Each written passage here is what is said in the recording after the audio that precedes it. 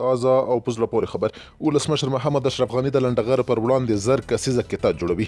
ولسمشر محمد اشرف غني وایي هیڅوک د جمهوریت د انحلال صلاحیت نه لري. ولسمشر غني تېره شپه په ارګ کې د مشورتي لویې جرګې د کمیټو له رئیسانو سره لیدنه کې د ټاکنو بریا د جمهوریت بقا بللي او زیاته کړې ده چې یادې ټاکنې له ګڼو فشارونو سره د ولس په ملاتړ ترسره شوې. ولسمشر غني په داسې حال کې دغه څرګندونې کوي چې د ثبات او همپالنې د کنیز ټیم مشر عبدالله د ټاکنو د پایلو نه منلو ترڅنګ ویلي وو چې یو ټول شموله حکومت به رامنځته کړي. د ټاکنو خپلواک کمیسیون د تېرې سیشن په ورځ د ولسمشرۍ د ټاکنو وروستیو پایلو کې محمد اشرف غني د 50.4 سلنې رایو په ترلاسه کولو سره د افغانستان د ولسمشر په توګه اعلان کړ.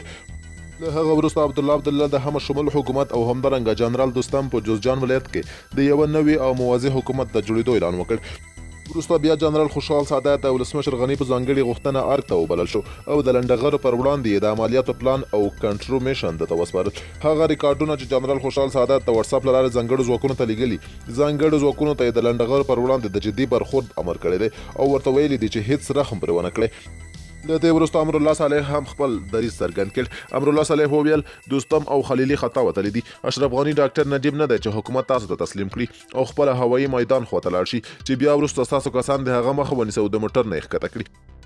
ولسمشر غني حامد کرزی هم نه دی چې تاسو د پښو د ټپ څخه هم وډر شي او ټول شمال تاسو ته تسلیم کړي. له غني سره ګپ داسې دی لکه د مچ زاله چې په تیګو وهي. وګوره غني له عطا محمد نور سره څه وکړل یو احوال د ظاهر قادر واخله او پوښتنه ترې وکړه چې څه حال لري ولې هیڅ غږ نه راوځي. له خپل نږدې ملګري همایون څخه هم پوښتنه وکړي چې چیرته دی او ولې غږ خاموش دی.